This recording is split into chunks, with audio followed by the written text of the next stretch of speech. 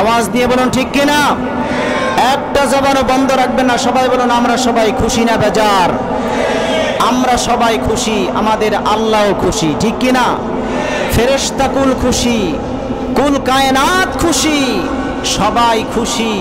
বড্ড বেজার একজন, তার নাম কি বলুন? সবাই বলুন। শয়তান আমাদের বন্ধু না শত্রু? আমাদের শত্রু। আপনাদের? কথা বলেন, আপনাদের কি বন্ধু না শত্রু? শয়তানের সাথে গোপন কোনো কানেকশন আছে? আওয়াজ দিয়ে বলেন আছে। আল্লাহ সুবহানাহু ওয়া তাআলা আমাদেরকে জান্নাতে যখন আমরা বসতে পেরেছি, শয়তান বড্ড বেজার হয়ে গিয়েছে, ঠিক কিনা বলেন? শয়তানের মনটা খারাপ হয়ে গিয়েছে। জান্নাতের বাগানে বসার সঙ্গে সঙ্গে আল্লাহ আমাদের প্রত্যেকটা শ্বাসে শ্বাসে 10টি করে নেকি লিখে দিচ্ছেন। আরো আওয়াজ করে বলুন সুবহানাল্লাহ। এতে শয়তান খুশি হয় না বেজার হয়? আমাদের আমল নামায় যদি সওয়াব হয়, শয়তান খুশি না বেজার হয়? কিন্তু আল্লাহ পাক খুশি হয়ে যাবেন, ফেরেশতা কুল খুশি হয়ে যাবেন, কুল কায়নাত খুশি হয়ে যাবে। এমনকি হাদিস শরীফের মধ্যে আসছে যে সমুদ্রের মাছ, নদীর মাছ, পুকুরের মাছ, খালের মাছ, বিলের মাছ, সমস্ত মৎস্যরাজি পর্যন্ত আপনাদের জন্য, আমাদের জন্য আল্লাহর কাছে মাগফিরাতের দোয়া করতে থাকে। আরো জোরে সরে বলুন সুবহানাল্লাহ। আল্লাহর হাবিব নবীজি মুহাম্মদুর রাসূল সাল্লাল্লাহু আলাইহি ওয়াসাল্লাম ইরশাদ করেছেন, মান সালাকা তরিকান ইয়াতলুবু ফীহি ইলমান সাহালাল্লাহু লাহু তরিকাম মিন তুরুকিল জান্নাহ।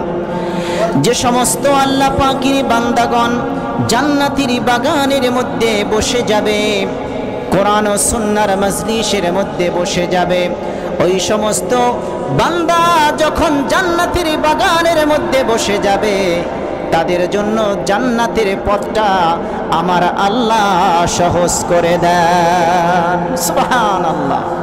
আমরা এখানে আসছি, আমাদের জন্য লাভ হবে না লোকসান হবে বলুন? আমরা যদি কোরআন ও সুন্নাহর কথা শুনি, এই কোরআন আমাদের জন্য কিয়ামতের ময়দানে সুপারিশ করবে কিনা? আওয়াজ দিয়ে বলুন করবে কিনা?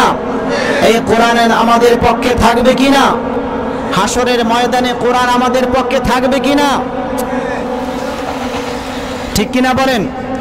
আল্লাহর হাবিব নবীজি মুহাম্মদুর রাসূল সাল্লাল্লাহু আলাইহি ওয়াসাল্লাম আমরা যে জান্নাতের বাগানে এসেছি তার ফজিলত সম্পর্কে রাসূল পাক সাল্লাল্লাহু আলাইহি ওয়াসাল্লাম বলেছেন, আল কুরআনু শাফিউন ওয়া মুশাফফা। কিয়ামতের ময়দানে আল্লাহর কাছে এই কোরআন, আল্লাহর কাছে আপনাদের জন্য, আমাদের জন্য, কোরআনের শ্রোতাদের জন্য আল্লাহর কাছে সুপারিশ করবে। সুবহানাল্লাহ। আল্লাহ রাব্বুল আলামিন কোরআনের সুপারিশ কবুল করে নেবেন। ফামান জাআলাহু ইমামাহু কাদাহু ইলাল জান্নাহ ওয়া মান জাআলাহু সাকাহু ওয়া মান জাআলাহু খালফাহু সাকাহু ইলান নার। রাসূল বলেছেন, এই কোরআন ভিত্তিক যারা তাদের জীবনকে সুসজ্জিত করবে, কোরআনের হালালকে হালাল মনে করে আমল করবে, কোরআনের হারামকে হারাম জেনে বর্জন করবে, কিয়ামতের ময়দানে এই কোরআন বান্দার পক্ষে সুপারিশ করে আল্লাহর জান্নাত পর্যন্ত পৌঁছায়া দিবে। জোরে কোন সুবহানাল্লাহ। আল্লাহর রাসূল বলেন, দুনিয়ার মানুষ শুনে নাও, এই কোরআনের হালাল কি যারা হালাল হিসাবে গ্রহণ করবে না, এই কোরআনের হারামকে যারা হারাম হিসাবে বর্জন করবে না, কোরআন ভিত্তিক যারা জীবনকে সাজাবে না, কোরআনের আইনকে যারা মান্য করবে না, নিজের ব্যক্তি জীবনে, পারিবারিক জীবনে, সামাজিক জীবনে, রাষ্ট্রীয় জীবনে যারা কোরআনের আইনকে মান্য করবে না, কোরআনের কথা যাদের অন্তরের মধ্যে ভালো লাগবে না, কোরআনকে যারা শত্রু মনে করবে, কোরআনকে যারা অমান্য করবে, কোরআনের হুকুমকে যারা লঙ্ঘন করে চলবে, আল্লাহর হাবিব নবীজি মুহাম্মদুর রাসূলুল্লাহ সাল্লাল্লাহু আলাইহি ওয়াসাল্লামের ভাষ্য মতে ওই সমস্ত লোকগুলোকে আল্লাহ রাব্বুল আলামিন জাহান্নামের মধ্যে নিক্ষেপ করে দিবেন। জোরে কান নাউযুবিল্লাহ। আমরা জান্নাতি হতে চাই না জাহান্নামী? আওয়াজ করে বলুন, জান্নাতি না জাহান্নামী? কারোর জবান বন্ধ রাখবে না, প্রত্যেকে আওয়াজ করে বলুন, আমরা সবাই জান্নাতি হতে চাই না জাহান্নামী হতে চাই? জান্নাতি হতে হলে আমাদেরকে কোরআনের সাথে সম্পর্ক স্থাপন করতে, ঠিক কিনা বলেন? পিছন পর্যন্ত আওয়াজ দিয়ে বলুন, ঠিক কিনা? কোরআনের সাথে আমাদের সম্পর্ক গভীর করা দরকার আছে কিনা? কোরআনের সাথে যত বেশি আমরা সম্পর্ক তৈরি করব, জান্নাত আমাদের জন্য সহজ হয়ে যাবে। জোরে কোন সুবহানাল্লাহ, ঠিক কিনা বলেন? সম্মানিত উপস্থিতি, সেজন্যে এই কোরআন সম্পর্কে আব্দুল্লাহ ইবনে মাসউদ রাদিয়াল্লাহু তাআলা আনহুমা একটি হাদিস বর্ণনা করেছেন। আল্লাহর হাবিব নবীজি মুহাম্মদুর রাসূল থেকে হাদিসটি বর্ণনা করেছেন এভাবে: قال رسول الله صلى الله عليه وسلم إن هذا القرآن حبل الله المتين। নিশ্চয়ই এই কোরআন হলো আল্লাহর পক্ষ থেকে একটি শক্ত মজবুত রশ্মি। জোরে কোন সুবহানাল্লাহ।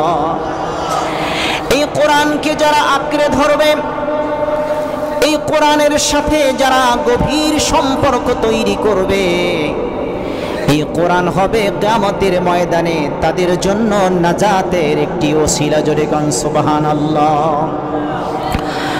ওয়া নূরুম মুবিন, এই কোরআন হলো সুস্পষ্ট একটি আলো, ঠিক কিনা বলেন?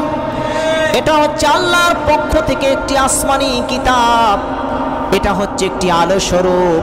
কিয়ামতের ময়দানে আল্লাহ রাব্বুল আলামিন এই কোরআনের মাধ্যমে বান্দাকে মুক্তির ব্যবস্থা করে দিবেন। সেজন্য রাসূল বলেছেন ওয়া নূরুম মুবিন ওয়া শিফাউন নাফি। আর এই কোরআন হলো বান্দাদের জন্য মুক্তির এবং শেফার একটি ব্যবস্থাপনা। জোরে কোন সুবহানাল্লাহ। রোগ মুক্তির একটি শেফা দানকারী আল্লাহর পক্ষ থেকে নাজিলকৃত কোরআন। আমরা বলি কোরআন কি আল্লাহ তাআলা ঝাড়ফুঁকের জন্য নাজিল করেছেন? আপনারা বলেন কি আল্লাহ কি শুধুমাত্র কোরআনকে ঝাড়ফুঁকের জন্য, তাবিজের জন্য নাজিল করেছেন? না, মানব জাতির কল্যাণের, ইহজাগতিক কল্যাণ এবং পরজাগতিক কল্যাণের জন্য মানব জাতির জীবনের শুরু থেকে মৃত্যু পর্যন্ত যা কিছু দরকার সকল কিছুর সমাধান হিসেবে আল্লাহ রাব্বুল আলামিন এই কোরআন নাজিল করেছেন। ঠিক কিনা বলেন? সেজন্য এই কোরআনের মধ্যে আছে বান্দার জন্য রোগের শেফাদানকারী ব্যবস্থাপনা, রোগের ঔষধ। ঠিক তদ্রূপভাবে এই কোরআন নাজিল হয়েছে একেবারে পরিবার থেকে শুরু করে রাষ্ট্র পর্যন্ত। রাষ্ট্র পরিচালনার জন্য যত ব্যবস্থাপনা দরকার, যত কারিকুলাম দরকার, সব কিছু আমার আল্লাহ এই কোরআনের মধ্যে সেট করে দিয়েছেন, ফিট করে দিয়েছেন। জোরে কোন সুবহানাল্লাহ, ঠিক কিনা বলেন?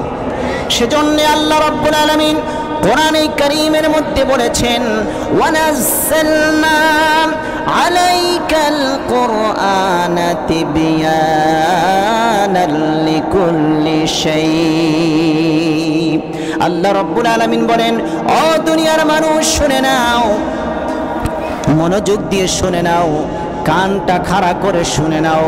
আল্লাহ রাব্বুল আলামিন বলতেছেন মানব জাতির ব্যক্তি জীবন থেকে শুরু করে পারিবারিক জীবন, সামাজিক জীবন, রাষ্ট্রীয় জীবন, এমনকি জীবনের শুরু থেকে মৃত্যু পর্যন্ত বান্দার যাহা কিছু দরকার, যাহা কিছু প্রয়োজন, সব কিছু আমি আল্লাহ এই কোরআনের মধ্যে সেট করে দিয়েছি। সুবহানাল্লাহ, ঠিক কিনা বলেন? এই কোরআনের মধ্যে বিজ্ঞানের কথা আছে, এই কোরআনের মধ্যে চিকিৎসা শাস্ত্রের কথা আছে, এই কোরআনের মধ্যে ভূতাত্ত্বিক বিষয় সম্পর্কে কোরআনের মধ্যে আল্লাহ উল্লেখ করেছেন। এই কোরআনের মধ্যে সমস্ত বিষয় সম্পর্কে আল্লাহ রব্বুল আলামিন উল্লেখ করে দিয়েছেন। সেজন্যই তো আল্লাহ বলেছেন ওয়ানাজ্জালনা আলাইকাল কুরআনা তিবিয়ানাল লিকুল্লি শাই। ঠিক কিনা বলে?